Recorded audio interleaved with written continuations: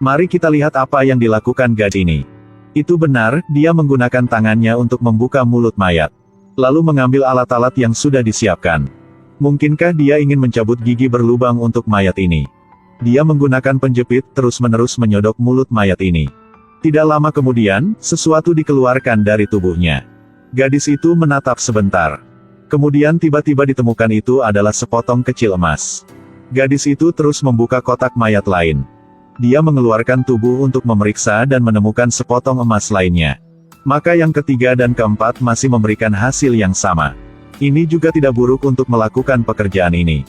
Setelah selesai bekerja, gadis itu menyalakan sebatang rokok dan membawanya ke mulutnya. Dia merupakan perempuan forensik bernama Miyang yang bekerja di sini. Saya juga harus mengatakan bahwa pekerjaan ini sangat sulit kalau Anda tidak keberanian. Miyang dengan santai memasukkan emas itu ke dalam sakunya. Hanya ada satu mayat yang tersisa sebelum dia bisa pulang. Ini adalah korban yang dipindahkan tadi siang. Dia adalah seorang pria berumur kira-kira 40 tahun. Miyang dengan cepat melepas pakaiannya. Kedua telinga korban masih tertutup air. Mungkin dia tewas tenggelam. Ketika Miyang memandikan mayat itu, dia melihat sesuatu yang berkilauan. Miyang mengeluarkan hal itu, ternyata itu berlian. Dia terus mencari sebentar, segera menemukan berlian kedua. Dikatakan bahwa benda yang berhubungi orang mati tidak bisa disentuh.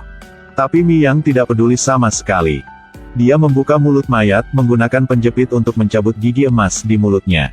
Pada saat itu, jari-jari mayat tiba-tiba bergerak sedikit. Miyang memeriksa gigi itu, dan menemukan gigi itu juga diikat dengan benang. Dia menarik benang keluar dan melihat sekantong sesuatu. OMG, itu sekantong penuh berlian. Miyang sangat gembira dan memasukkan sekantong berlian itu langsung ke sakunya. Sebenarnya, semakin banyak yang Anda miliki, semakin banyak yang Anda inginkan. Miyang segera menggunakan pisau untuk memotong perut mayat itu. Tidak diduga. Sesaat kemudian, mayat tiba-tiba duduk. Dia melihat sekeliling seperti sedang mencari sesuatu. Miyang sangat takut hingga wajahnya menjadi pucat. Dia mencoba menutup mulutnya dengan tangannya. Sayangnya pada saat ini, berlian jatuh dari dalam saku perempuan forensik keluar. Dan akibat adalah...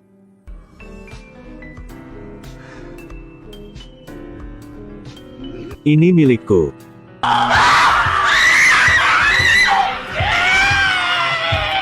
Selama kekacauan, Miyang langsung menelan berlian di perutnya. Mayat itu mencoba membuka mulutnya untuk mendapatkan apa yang miliknya. Miyang mengusaha berjuang untuk kabur dari mayat ini. Namun dia menolak untuk melepaskannya.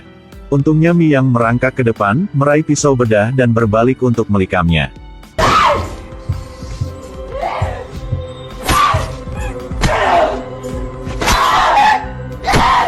Orang tua berkata, tidak diperbolehkan menyentuh benda orang mati. Tapi Miyang ini sama sekali tidak percaya. Itu milikku sekarang. Pada saat ini, lampu listrik tiba-tiba menjadi berkedip. Semua mayat lain mulai menghancurkan kotak dan berteriak. Itu milikku, itu milikku, itu semua milikku.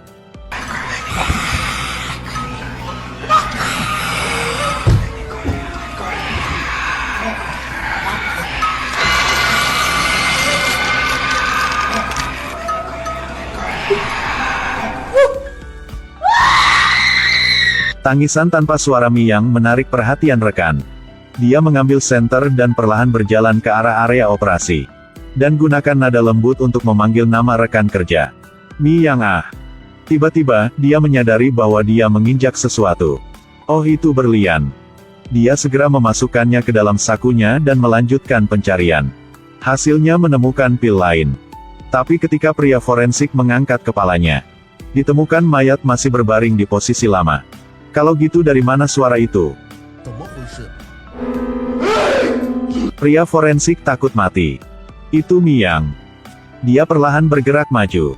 Dan menemukan bahwa di mulut Miyang ada sangat banyak berlian berkilauan. Pria forensik dengan tenang mengambil setiap pil dan memasukkannya ke dalam sakunya. Sama sekali tidak memperdulikan Miyang hidup atau mati. Tapi begitu berlian terakhir tercapai,